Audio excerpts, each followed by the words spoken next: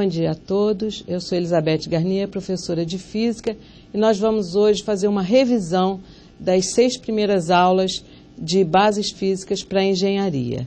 A gente vai começar falando de medidas. Então, medir é comparar. E para eu comparar, eu tenho que ter um padrão, uma referência padrão. Por exemplo, se eu quiser medir essa canetinha usando polegadas, minha padrão vai ser polegadas, e eu vou, então, fazer a medida da canetinha usando o meu polegar. Vou saber quantas polegadas tem. A medida pode ser direta, quando eu, diretamente, através do meu instrumento de medida, que no caso foi meu polegar, eu obtive a medida. Ou pode ser indireta, quando a gente usa medidas diretas, mas precisa fazer algum cálculo. O exemplo que a gente tem aí é se eu quiser medir a velocidade. A gente tem ali no nosso esquema aqui. Eu tenho um tratorzinho que se deslocou daqui até aqui, percorreu com o instrumento direto. Eu vou medir a distância percorrida, que foram 100 metros, e com o reloginho eu vou medir o tempo gasto, que foram tantos segundos. E a partir daí eu determino a velocidade média dividindo essas duas medidas. Então isso foi indireta. Indireta porque eu precisei fazer um cálculo.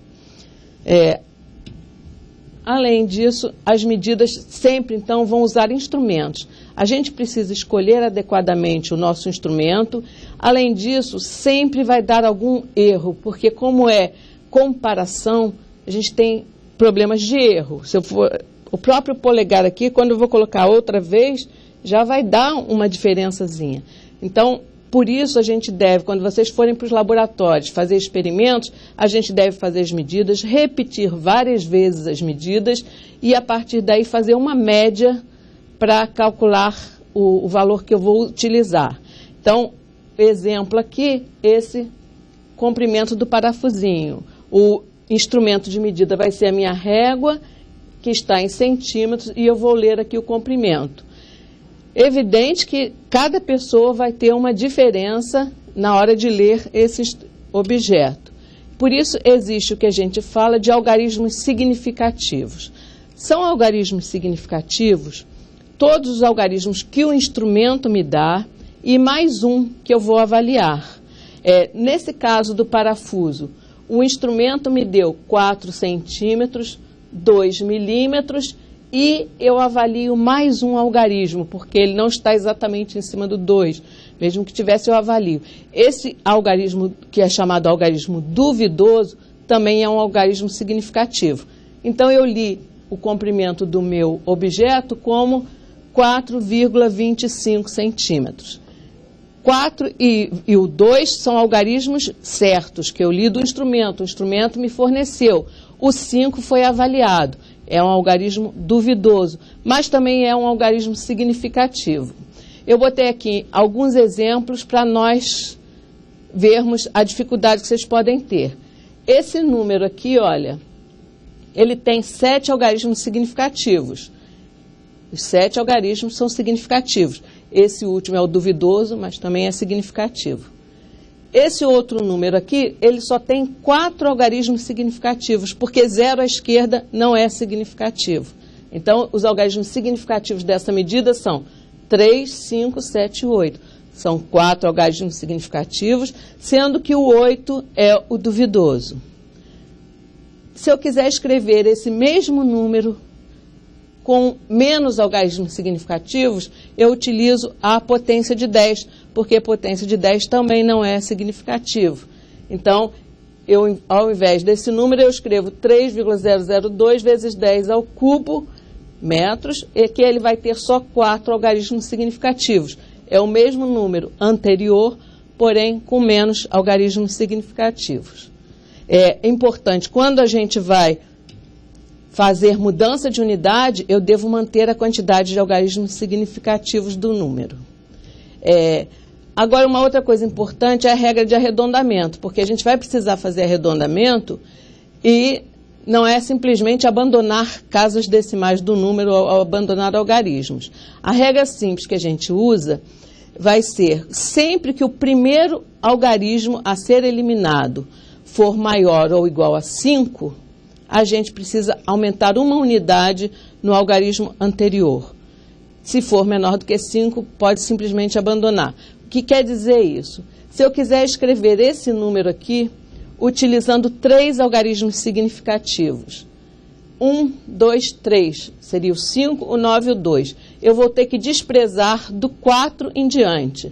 Como o primeiro algarismo a ser desprezado é o 4, eu preciso deixar, é menor do que 5, eu posso simplesmente abandonar, vai ficar 59,2 centímetros. Já no caso de baixo, onde os 3 primeiros significativos são 4, 0 e 2, o 6 é maior do que 5, então eu preciso somar uma unidade ao 2. O correto seria 4,03 centímetros. Bom, a gente vai, então, passar agora para a parte de notação científica, porque eu falei que para alterar a parte de notação científica, de algarismo significativo, a gente pode escrever em potência de 10. O que é a notação científica? Vamos lá. A notação científica é escrever o número com essa forma aqui. Um número entre 1 e 10 e uma potência de 10, vezes uma potência de 10. Esse número entre 1 e 10 pode ser 1, mas não pode ser 10. Então, um exemplo aqui, o número de fótons coletados num fotodetector é esse número aqui, ó, tão grande que não dá nem para a gente ler, né? E o objetivo da notação científica é exatamente esse, é escrever números muito grandes ou muito pequenos de uma forma mais simples. Então, se eu quero escrever esse número aqui, eu vou ter que escrevê-lo como um número entre 1 e 10.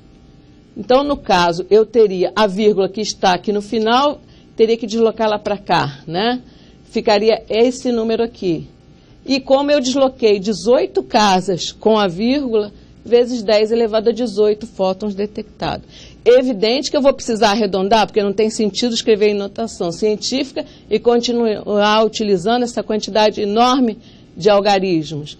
Então, a gente faz a regra do arredondamento, por exemplo, aqui, o 3 menor do que 5 vai poder ser abandonado sem alterar, vai ficar 7,001 vezes 10 a 18 fótons. Agora, para um número bem pequeno, a gente tem o raio do átomo de hidrogênio, que é esse número aqui, um número bem pequeno. Vou precisar deslocar a vírgula para um número entre 1 e 10. Então, a vírgula virá para cá. 5 vezes 10 elevado a menos 9, porque eu desloquei a vírgula 9 casas decimais. Correto até agora? Se tiverem dúvidas, vamos passando para nosso chat, que a gente tira as dúvidas. A parte de medidas. Inicialmente, o homem utilizava partes do corpo para fazer medida.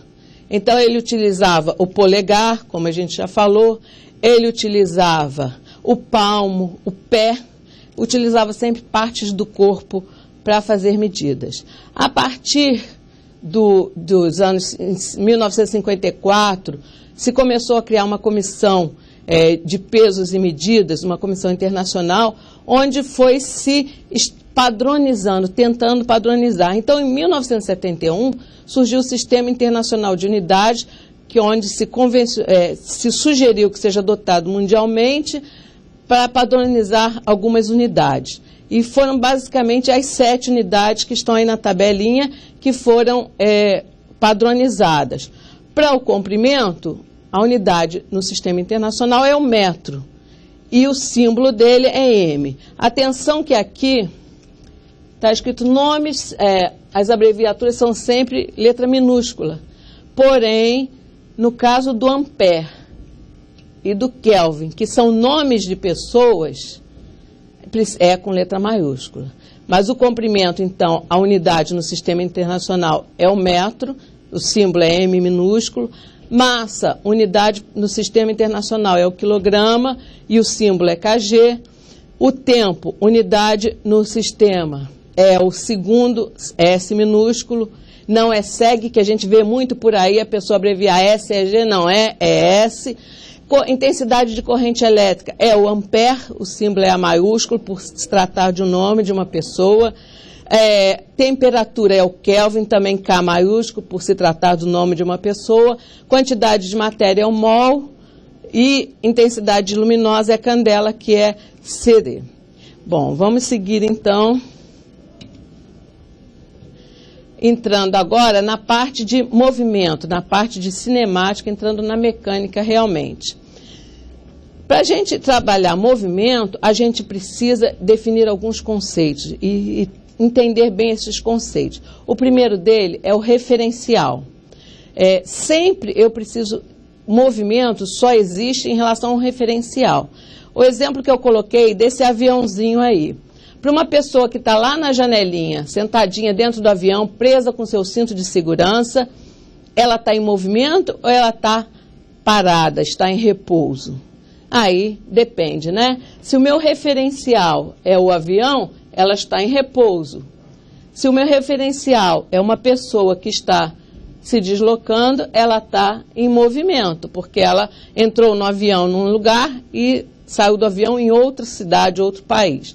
Então, o movimento depende do referencial, é relativo. Outro ponto importante que a gente precisa entender é a trajetória. Trajetória é o conjunto de posições que o corpo ocupa ao longo do seu deslocamento com o tempo. Seguindo, a gente tem um outro conceito importante, que é o movimento retilíneo. Movimento retilíneo, a trajetória é uma linha reta. O importante é a gente ver que nessa linha reta eu tenho dois sentidos. Eu posso me deslocar, no caso do horizontal, da esquerda para a direita ou da direita para a esquerda, correto? No mesmo movimento.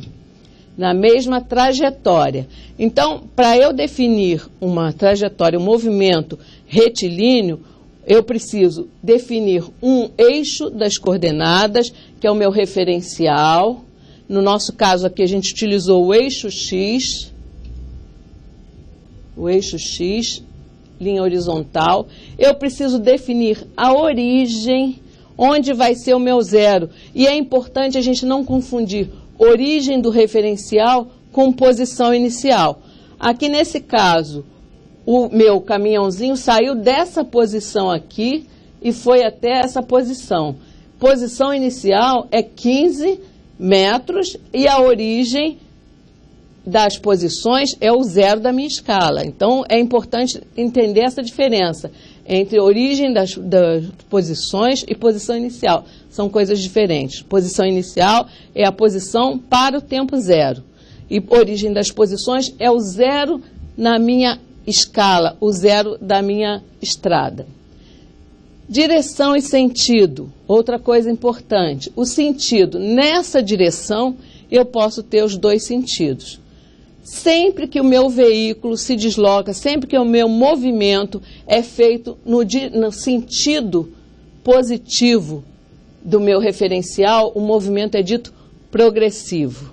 Então, movimento progressivo significa que o meu veículo ou o meu movimento acontece sempre no sentido do crescimento do meu referencial. Já o movimento retrógrado, quando eu estou no sentido contrário ao meu referencial. E aí a gente vê aqui, quando eu vou para cá, porque eu escolhi esse sentido do referencial, quando eu vou para cá, o meu movimento é progressivo, se eu me desloco para cá, o meu movimento é retrógrado. Bom, unidade de posição no sistema internacional é metros. Já existem outras, muitas outras, né? Pés, polegadas, jardas, o que existem também os múltiplos e submúltiplos do metro, né, que a gente tem que saber converter, quilômetro, hectômetro, decâmetro, metro, decímetro, centímetro, milímetro, que eu tenho que saber fazer essa conversão. O tempo só pode ser medido em segundos, minutos, horas, dias, anos, que a gente também precisa saber converter, mas no sistema internacional, voltando lá para a nossa tabelinha, é metros, correto? Vamos seguindo.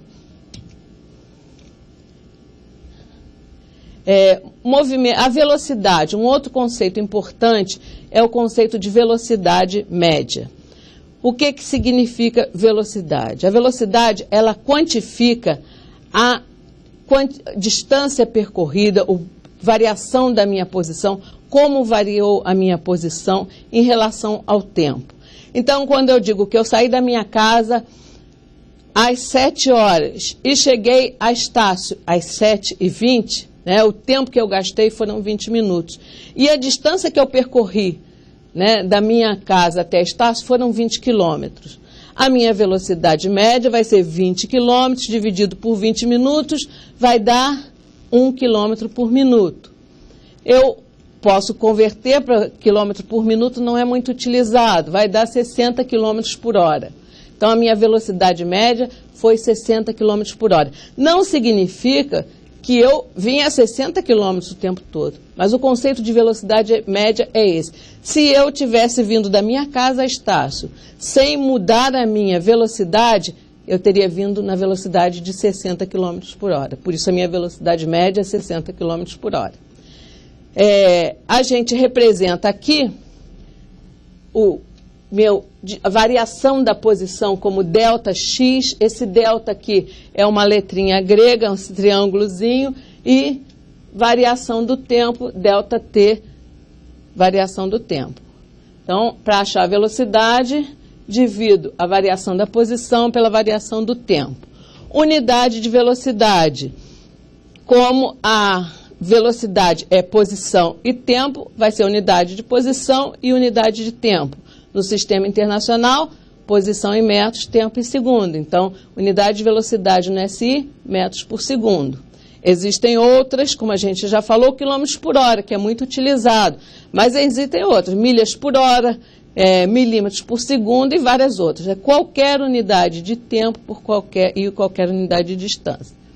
É muito comum que a gente vai usar em física essas duas. Como eu faço a conversão entre elas?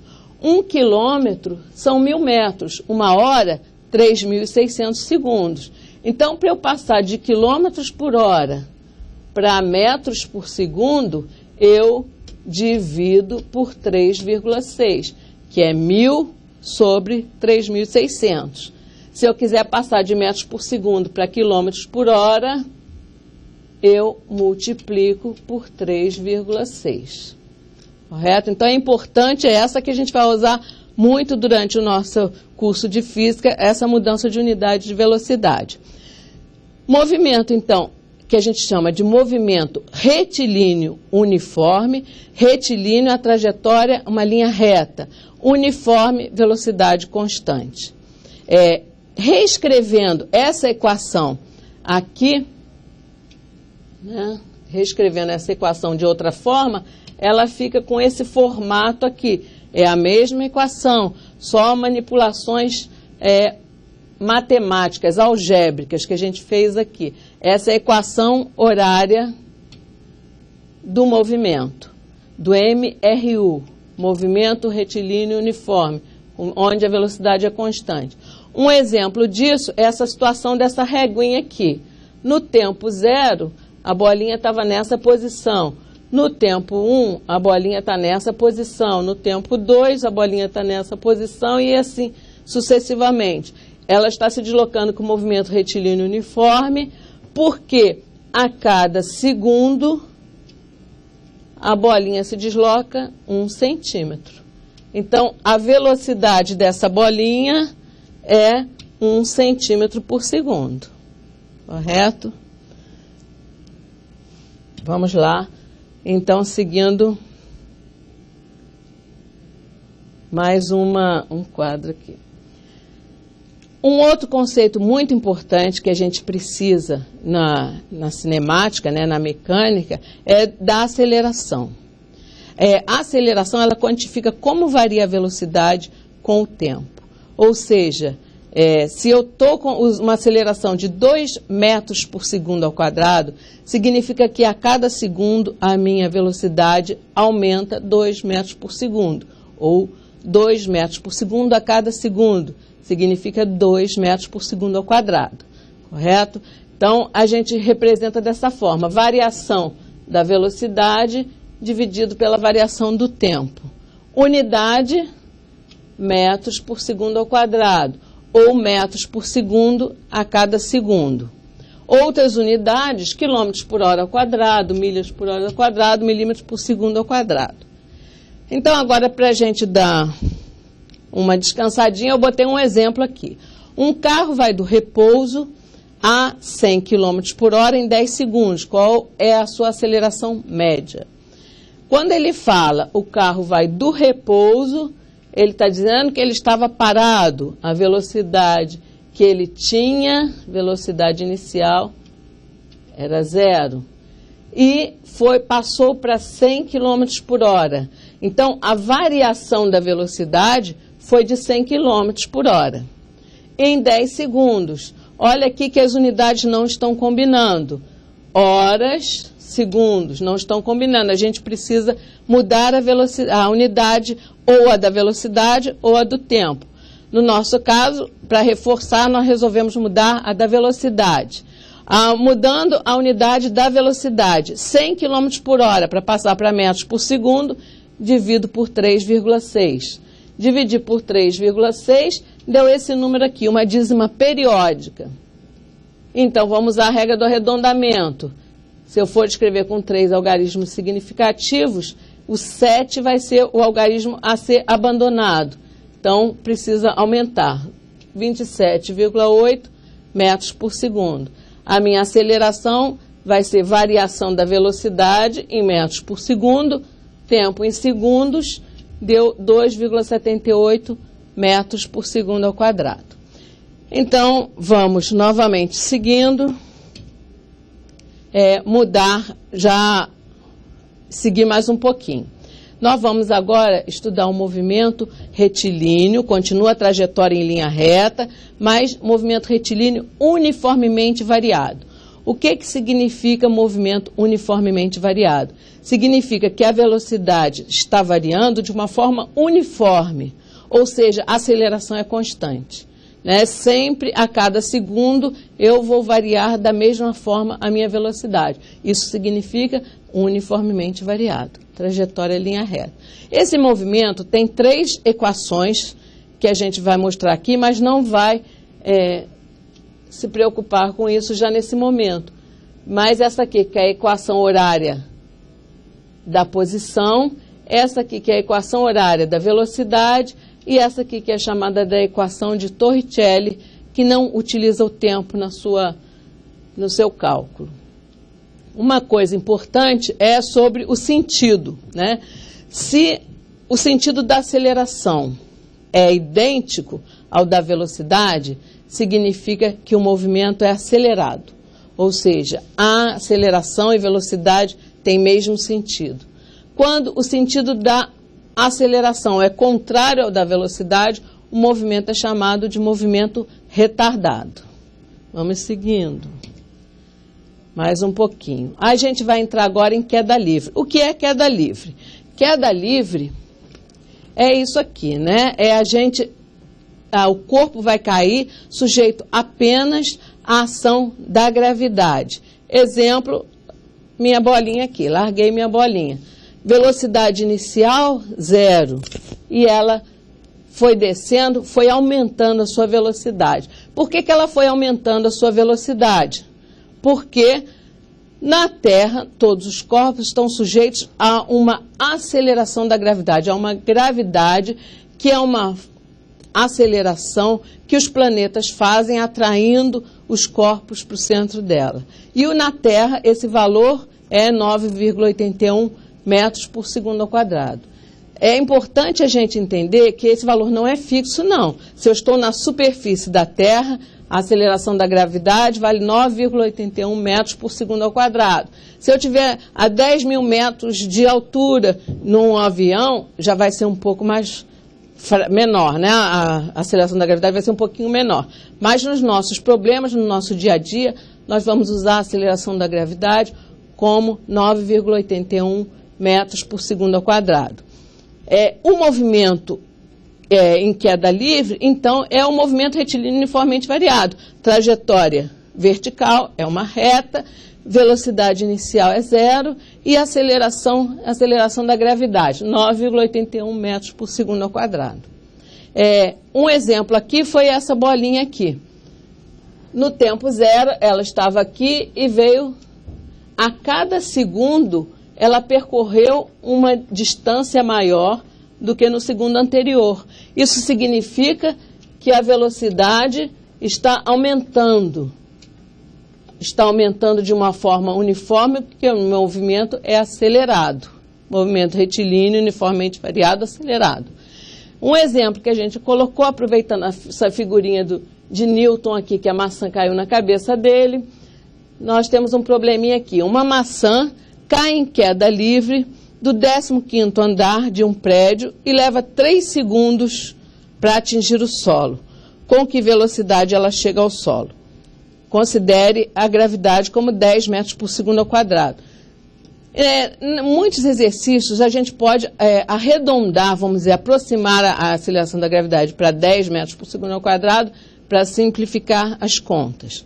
A gente não precisa de fórmula, nada disso. Se a gente entendeu o conceito de aceleração, esse problema fica muito simples. Porque se eu entendi que a minha aceleração de 10 metros por segundo ao quadrado significa que a cada segundo de queda a minha velocidade vai aumentar 10 metros por segundo, queda livre começou com velocidade 0, passou 1 segundo, velocidade 10, passou 1 segundo, velocidade 20, aumentou 10, passou mais 1 segundo, velocidade 30 metros por segundo. Então, isso aqui é a aceleração de 10 metros por segundo ao quadrado. A cada segundo, a minha velocidade aumenta 10 metros por segundo. Chegou ao solo com velocidade de 30 metros por segundo.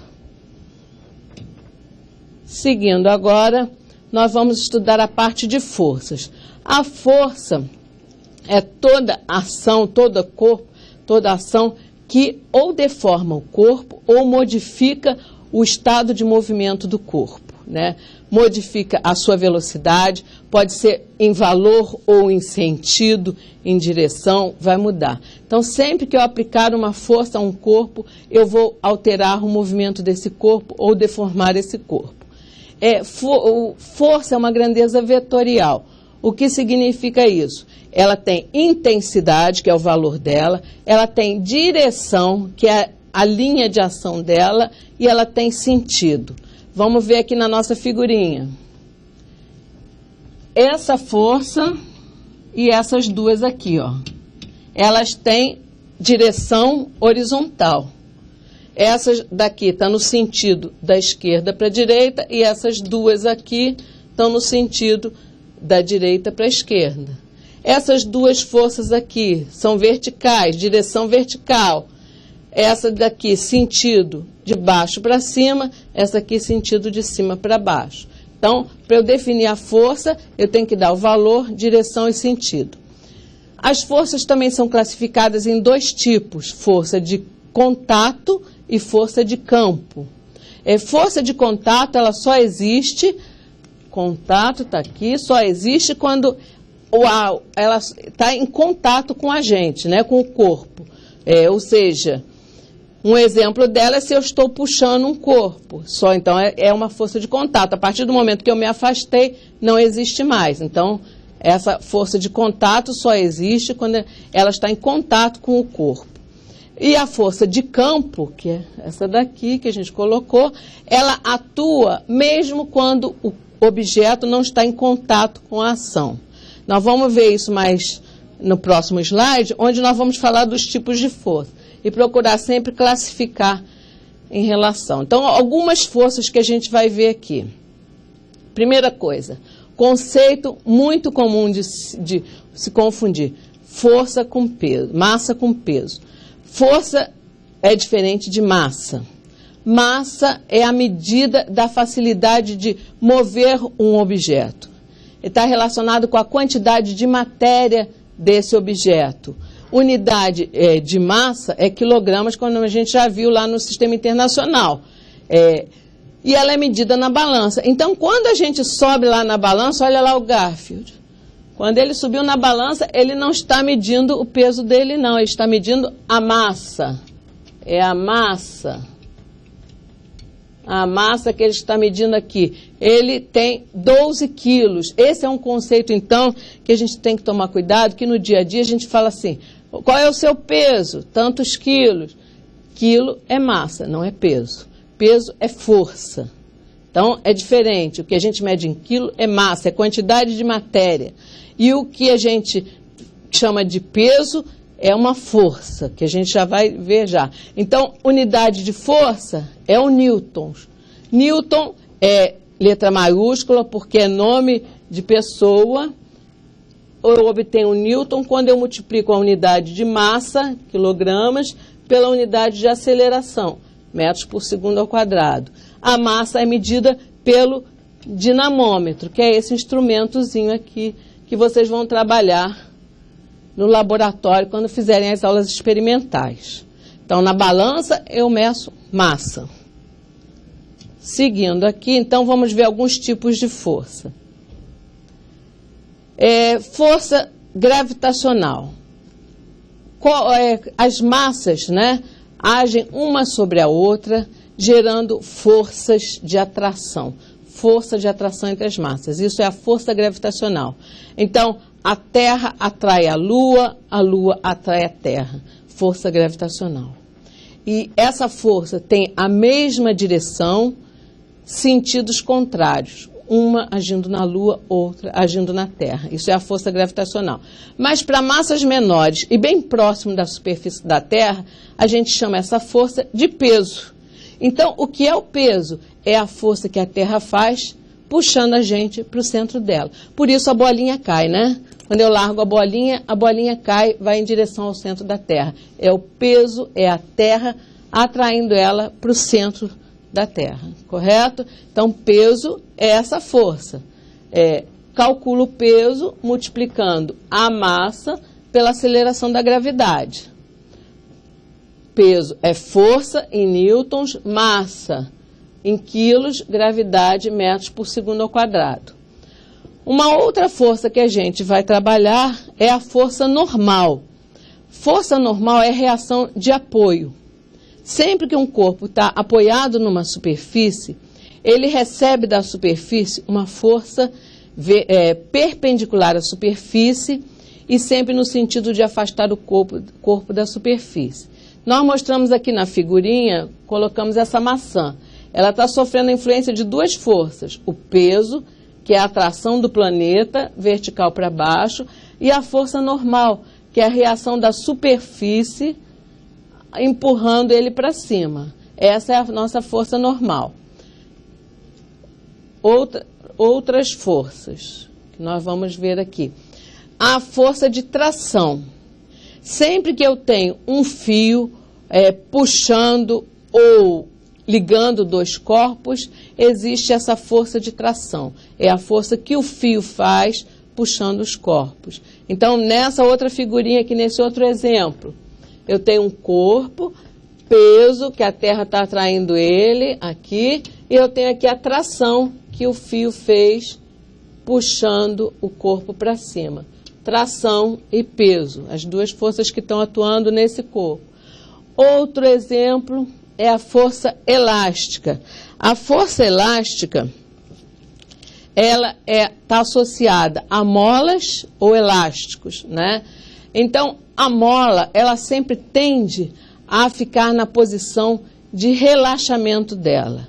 O que significa isso? Quando você comprime uma mola, ela vai fazer uma força tentando voltar para a posição de relaxamento. Quando eu distendo uma mola, ela vai fazer uma força tentando voltar para a posição de relaxamento. A gente tem um exemplo aqui, que é o elástico, né? Se eu distender o elástico, ele vai fazer uma força para lá para voltar para a posição de relaxamento dele.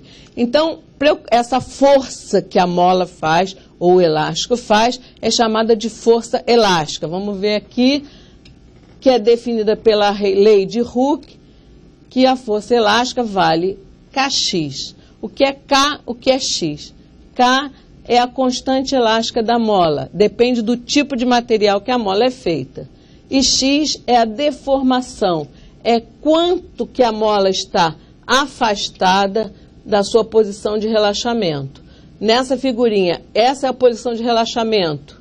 eu distendi ela, então isso aqui é a deformação da mola, essa distânciazinha. Só existe força elástica se eu tiver mola ou elástico. A outra força é a força de atrito. A força de atrito é causada pela tendência do movimento ou o movimento entre duas superfícies. Um exemplo é quando a gente tenta deslizar uma mão sobre a outra. Devido às irregularidades que tem na nossa mão, essas irregularidades se encaixam e travam, criam uma força de atrito, atrapalhando o movimento. Então, essa força de atrito é sempre paralela à superfície e na direção contrária ao movimento ou à tendência de movimento. Eu posso diminuir o atrito, por exemplo, se eu molhar minha mão e fizer esse mesmo movimento, vai ser mais fácil eu conseguir diminuir a minha força de atrito. Se eu passar óleo, mais ainda diminui meu atrito, mais fácil vai ser fazer o movimento. Então, essa força de atrito, para eu calcular essa força de atrito, quando o corpo está em movimento, ela é dado pelo coeficiente de atrito, μ, que é uma letra grega, vezes a força normal, que nós já vimos lá no 2 slides atrás. Esse coeficiente de atrito aqui depende do tipo de superfícies que estão entrando em contato. É tabelado. E a normal é a força normal. Bom, uma perguntinha aqui para a gente parar um pouquinho. A tração é uma força de contato ou é uma força de campo? Essa força aqui é a tração. Força de contato ou força de campo? Quem responde? É força de contato, porque se o fio não estiver encostando no corpo, não vai existir tração. E o peso? É força de contato ou é força de campo? É força de campo, porque mesmo que eu esteja lá dentro do avião, eu continuo tendo peso, independe de eu estar encostado na superfície da Terra. Entenderam a diferença de força de contato e força de campo? Então vamos seguindo. Nós temos agora, demora um pouquinho, vamos falar agora das leis de Newton. Antes de entrar em leis de Newton, a gente tem que ver o conceito de força resultante. A gente viu que tem várias forças que atuam no corpo. E aí a gente calcula o que se chama força resultante, é a soma dessas forças todas, e é uma força só que vai fazer o mesmo efeito no corpo que todas aquelas outras. Então isso é o conceito de força resultante. Então vamos primeiro à primeira lei de Newton, ou lei da inércia. Ela diz que todo corpo tende a manter seu movimento, ou o seu estado, a menos que uma força atue sobre ele. Ou seja, se não tiver uma força resultante agindo no corpo, se ele está parado, ele vai continuar parado. Se ele está em movimento, ele vai continuar a andar em linha reta e com velocidade constante, ou seja, em MRU. Então, o que diz a primeira lei, se não tem força resultante, sem a ação de força resultante, ele pode estar, se ele está em repouso, continua em repouso, que é chamado de equilíbrio estático, e se ele está em movimento, ele vai continuar andando em linha reta com velocidade constante, que é o equilíbrio dinâmico. Vamos passar então para nossa segunda lei de Newton, é a lei fundamental da dinâmica. Ela diz que se existir essa força resultante, o valor dela é a massa vezes a aceleração. Houve esse A fica aqui, tá certo? Houve um problema aqui de deslocamento aqui. Então, força resultante é a massa vezes a aceleração. Então, o que essa lei de Newton ela diz? Ela diz que se a força resultante não é zero, o corpo vai adquirir uma aceleração na mesma direção e sentido da força resultante. Então, se eu tenho força resultante, vou ter aceleração. Mesma direção e sentido da força resultante. O exemplo que a gente colocou aqui dessa figurinha, tenho 3 forças para lá, né? Os 3 meninos empurrando o carro para lá. A força resultante dessa ação é a soma dessas 3 forças, vai ser essa aqui. E, portanto, vai ter uma aceleração na mesma direção e sentido da força resultante. Eu coloquei um exemplozinho ali para a gente perguntar. O que acontece com a aceleração de um corpo se nós dobrarmos o valor da força resultante. Ou seja, em vez de 3 pessoas, elas resolveram fazer mais força. Dobrou a força. O que acontece com a aceleração? Bom, se eu dobrar a força, vai dobrar a aceleração. A aceleração vai ser o dobro. Ou seja, a velocidade vai aumentar mais rápido ainda. E se eu mantiver a força, mas dobrar a massa? Se eu dobrar a massa e mantiver a força, a aceleração vai cair para metade. Vamos seguir mais um pouquinho, que falta a terceira lei de Newton, é a lei da ação e reação. Ela diz que a toda ação existe uma reação de mesma intensidade, mesma direção, sentidos contrários e o que é importante, cada uma agindo num corpo. Agem em corpos diferentes. Exemplo, o burro puxou a carroça, fez essa força aqui, ó, puxando a carroça. A carroça também puxou o burro para trás, com uma força de mesma intensidade, mesma direção, que é a direção horizontal, sentidos contrários. Essa é da esquerda para a direita, essa da direita para a esquerda. Terceira lei de Newton, lei de ação e reação. E agora nós vamos passar para a parte de trabalho mecânico. Sempre que uma força desloca um corpo, ela realiza um trabalho sobre ele. Esse trabalho é calculado quando a força tem a mesma direção e sentido do deslocamento, ela é calculada pelo produto da força pelo deslocamento. Vamos ver aqui, ó, trabalho, a letra que a gente usa W é a força vezes o deslocamento. Se a força está na direção do deslocamento. Unidade de trabalho é o joule no sistema internacional. Então, eu tinha aqui um corpo se deslocando com uma velocidade constante, apliquei uma força, a partir de um determinado instante, apliquei essa força, a força gerou aceleração, a aceleração modificou a velocidade, modificou a posição, ele chegou aqui com uma velocidade maior, percorreu essa distância. O trabalho vai ser essa força multiplicado por essa distância. E mais o nosso próximo item, que é a parte de energia. Energia é o conceito que a gente pode entender como energia, é a capacidade de produzir movimento. Energia pode ser dividida, a energia mecânica que a gente vai estudar, porque a gente tem vários tipos de energia, mas a gente vai dividir em energia cinética e potencial. Energia cinética é a energia do movimento. Tá escrito, olha lá, energia cinética, massa, velocidade ao quadrado dividido por 2. Se não tiver velocidade, não tem energia cinética. Energia potencial, ela é dividida em 2 tipos, potencial gravitacional, potencial elástica. Potencial gravitacional depende da altura, só existe energia potencial gravitacional se tiver altura, massa, gravidade, altura. Energia potencial elástica só existe se tiver mola ou elástico, que vale o nosso kx ao quadrado sobre 2, que a gente já viu lá quando falou da força elástica. Então, a energia mecânica é a soma da energia cinética com a energia potencial, que é dividida em 2 parcelas, potencial gravitacional, potencial elástica. Unidade de energia é joule, da mesma de trabalho. E, finalmente, nós vamos falar um pouquinho da conservação da energia e do trabalho. Teorema do trabalho, ele diz que o trabalho é equivalente à variação da energia cinética. Lembrando que isso aqui é o delta, letra grega, que representa variação da energia cinética.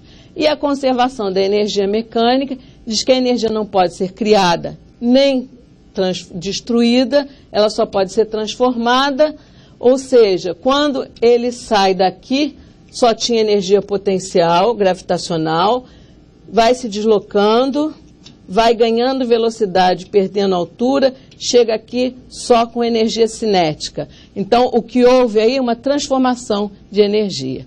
Bom, a gente está no nosso final, mas a energia se conserva sempre que eu tenho forças não tem forças dissipativas. Eu espero que tenha ajudado vocês, que vocês façam uma ótima AV1. Bom dia a todos.